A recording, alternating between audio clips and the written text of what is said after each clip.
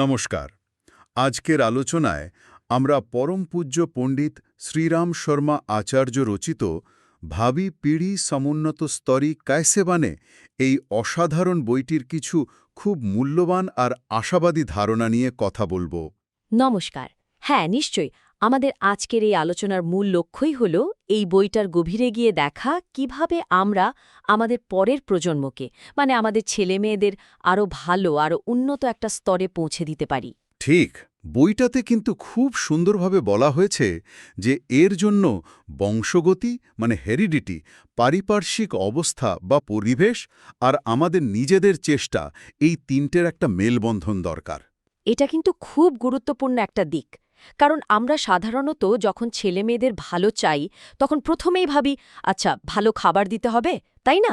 নিয়মিত ব্যায়াম করানো, ভালো স্কুলে পড়ানো, কিছু ভালো অভ্যাস তৈরি করা। হ্যাঁ, এগুলো তো ভাবি আমরা।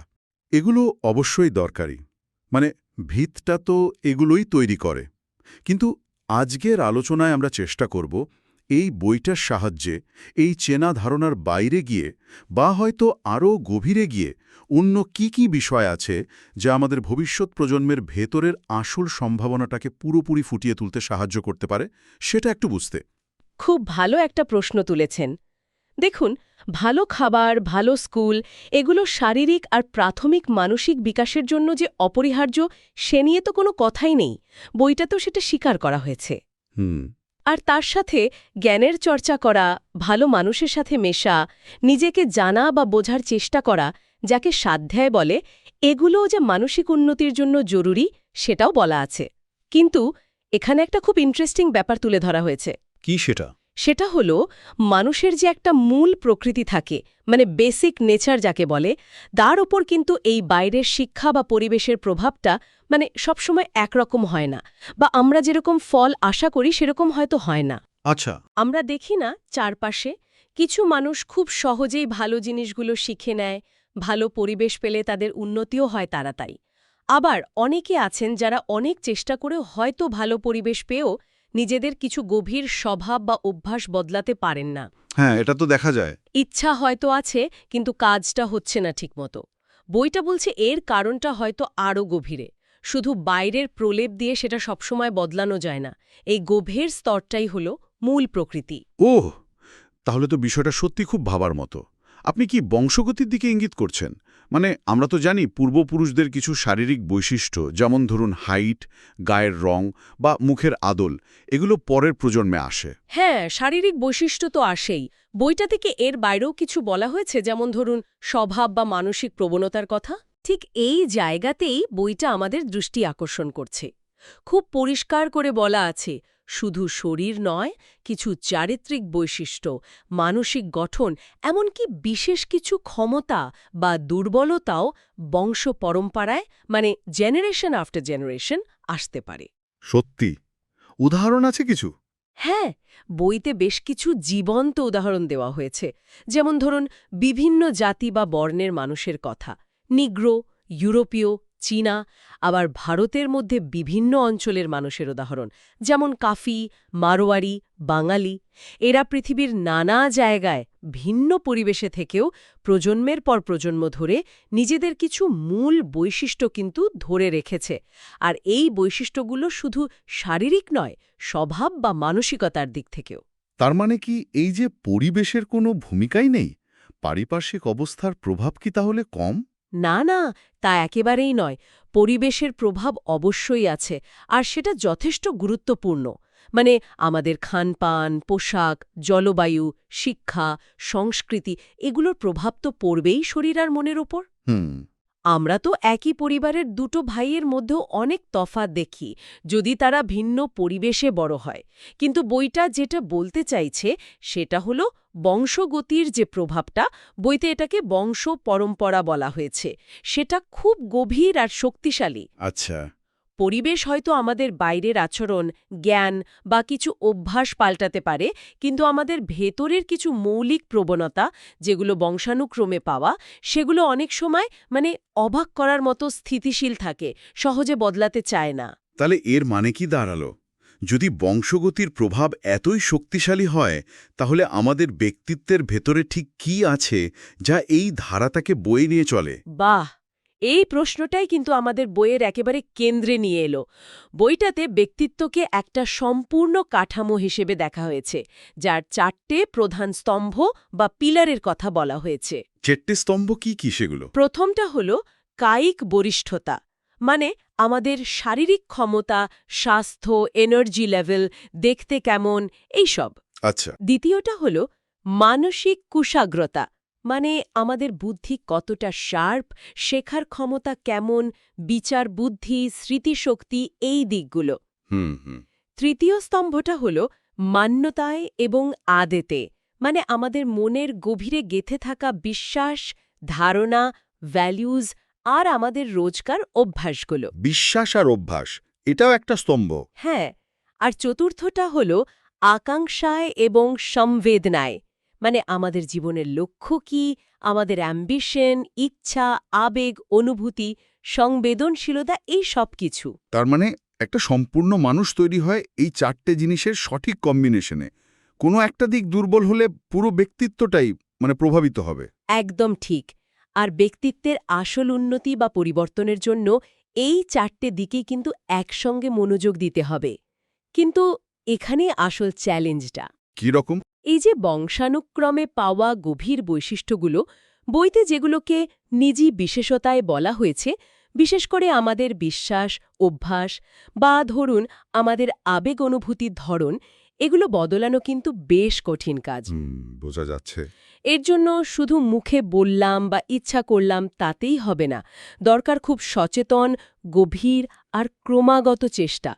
বইতে এর জন্য আবশ্যিক হেরফের কথাটা ব্যবহার করা হয়েছে, মানে প্রয়োজনীয় রদবদল। আচ্ছা, আবশ্যিক হেরফের। এখানে যেটা খেয়াল করার মতো, বইটা কিন্তু কোনো ওপর বা কসমেটিক চেঞ্জের কথা বলছে না, একেবারে গোড়ায় গিয়ে মূল স্তরে কাজ করার কথা বলছে। শুধু ডায়েট বদলালাম বা একটা কোর্স করলাম তাতেই হয়তো সবটা হবে না, ভেতরের ওই প্রবণতাগুলো নিয়ে কাজ করতে হবে। এই গভীর স্তরে কাজ করার সূত্র ধরেই তো বইটাতে একটা খুব গুরুত্বপূর্ণ কনসেপ্ট এসেছে, গুণসূত্র। এটা শোনার পর আমার প্রথম প্রশ্ন ছিল, এটা কি জিন বা ক্রোমোজোমের কথাই অন্যভাবে বলা হচ্ছে, যা আমরা বায়োলজিতে পড়ি? থাকে 23টা বাবার থেকে 23টা মায়ের থেকে। ঠিক।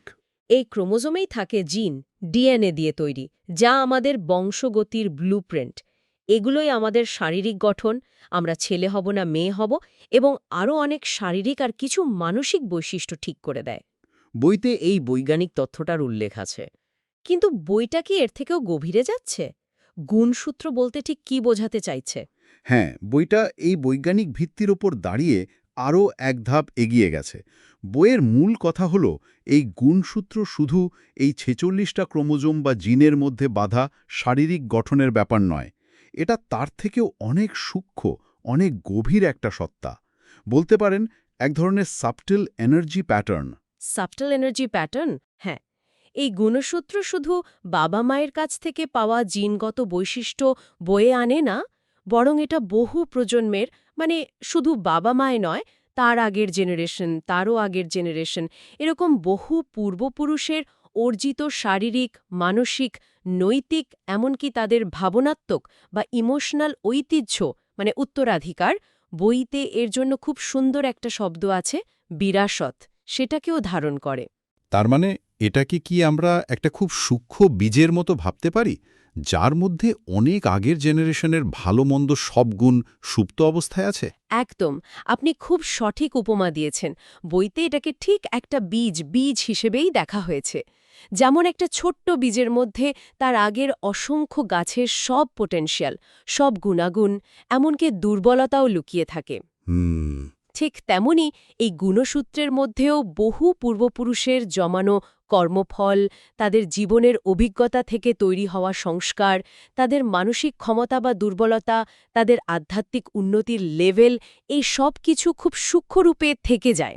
আচ্ছা। এটা শুধু বাবা মায়ের মিলনের ফলে তৈরি হওয়া একটা বায়োকেমিক্যাল প্রোডাক্ট নয়, এটা একটা অদৃশ্য কিন্তু খুব শক্তিশালী জীবন্ত স্রোত, যা প্রজন্মের পর প্রজন্ম ধরে বয়ে চলে।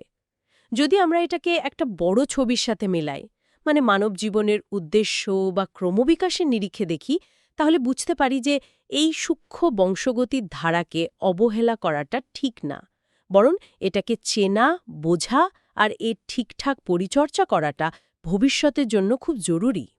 এই ধারণাটা একদিকে যেমন খুব গভীর, তেমনি আবার বেশ আশার আলোও দেখাচ্ছে বলে মনে হচ্ছে। মানে যদি এত দীর্ঘ বংশগতির ধারা আমাদের প্রভাবিত করে, তাহলে কি আমাদের নিজেদের করার কিছু নেই? আমরা কি শুধু পূর্বপুরুষদের ঠিক করে দেওয়া পথেই চলতে বাধ্য? না না, এখানেই বইটার সবচেয়ে বড় শক্তি, সবচেয়ে পজিটিভ মেসেজটা লুকিয়ে আছে। বংশগতির প্রভাব গভীর, শক্তিশালী, এটা ঠিক, কিন্তু বইটা খুব জোরের সাথে বলছে এটা কোনো ফাইনাল ডেস্টিনি বা অলঙ্ঘনীয় ভাগ্যলিখন নয়। ও সঠিক জ্ঞান, সচেতন চেষ্টা আর ঠিক পদ্ধতির মাধ্যমে এই সূক্ষ্ম বংশগতির ধারাতেও পজিটিভ মানে ভালো পরিবর্তন আনা সম্ভব। বইতে এটাকে প্রগতিশীল পরিবর্তন বলা হয়েছে। অর্থাৎ আমরা শুধু অতীতের বোঝা বয়ে বেড়ানোর জন্য আসিনি, আমরা সেই বোঝাকে পাল্টে দেওয়ার ক্ষমতাও রাখি। কিন্তু সেটা কিভাবে সম্ভব? এই গভীর স্তরের পরিবর্তন আনতে গেলে কি করতে হবে? বইটা কি পথ দেখাচ্ছে? এর জন্য সবচেয়ে জরুরি যে বিষয়টার উপর জোর দেওয়া হয়েছে তা হল একটা উন্নত, একটা সংস্কৃতিবান পরিবেশ তৈরি করা আর সেটা বজায় রাখা। বইতে একে বলা হয়েছে সুসংস্কৃত বাতাবরণ। সুসংস্কৃত বাতাবরণ মানে? এখানে পরিবেশ মানে কিন্তু শুধু একটা ভালো স্কুল বা পরিষ্কার বাড়িঘর নয়, বরং এমন একটা টোটাল অ্যাটমসফিয়ার যেখানে ন্যায়, নীতি, সংযম, উদারতা, অন্যের উপকার করা, জ্ঞান চর্চা, শিল্পকলা, আধ্যাত্মিকতার চর্চা এগুলো খুব স্বাভাবিকভাবে থাকে। আর এর সাথে যারা বাবা মা হবেন তাদের নিজেদের জীবনযাত্রার উপর খুব গুরুত্ব দেওয়া হয়েছে। তাদের সেলফ কন্ট্রোল, নিজেদের শুদ্ধ রাখা, ডিসিপ্লিন মেনে চলা। বইতে এর জন্য তিতিক্ষা শব্দটা ব্যবহার করা হয়েছে, মানে তপস্যা আর সহনশীলতা। এই গুণগুলো কিন্তু তাদের ভবিষ্যৎ সন্তানের গুণসূত্রে খুব ভালো প্রভাব ফেলতে পারে। তার মানে ব্যাপারটা শুধু সন্তানের জন্য ভালো পরিবেশ তৈরি করে দিলাম তাতেই শেষ নয়, বরং বাবা মাকে নিজেদের জীবনেও সেই গুণগুলো আনতে হবে, সেই আদর্শে চলতে হবে। একদম ঠিক, এটাই হলো আসল কথা। এটা আমাদের সামনে একটা খুব জরুরি প্রশ্ন তুলে ধরে। ভবিষ্যৎ প্রজন্মের আসল উন্নতির জন্য আমাদের নিজেদের এবং সমাজের দায়িত্বটা ঠিক কি? ঠিক। বইটা খুব পরিষ্কার করে বলছে, শুধু মনে মনে চাইলাম যে আমার সন্তান খুব ভালো হোক, গুণী হোক, তাতেই হবে না।